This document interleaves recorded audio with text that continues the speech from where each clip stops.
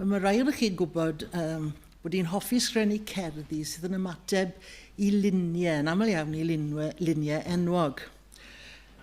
A wy'n pwysleisio bod y gerdd yn aml iawn ddim byd I wneud ar llun fel roedd yr arlunydd wedi dychmygu'r peth, wedi creu y peth.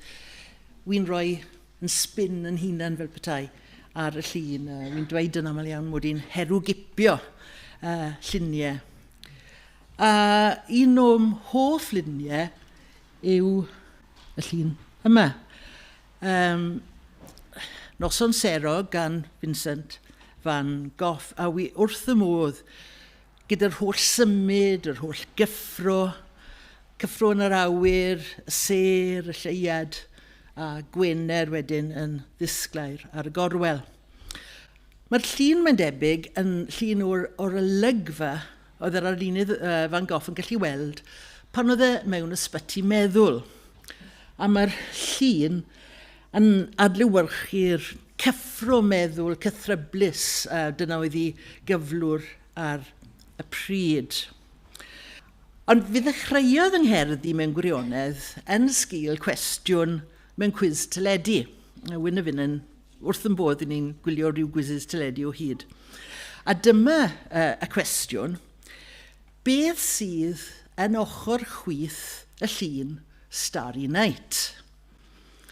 O'n i'n gallu dychmygu y llun yn ymhenni yn llygad y meddwl fel petai, ac o'n i'n cofio y ser, y planedau, y gwener, ac o'n i'n gallu cofio y siap tywyll yma ar yr ochr chwith. A beth yw e?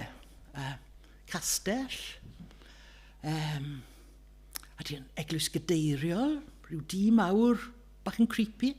O'n i jyst ddim yn gallu cofio.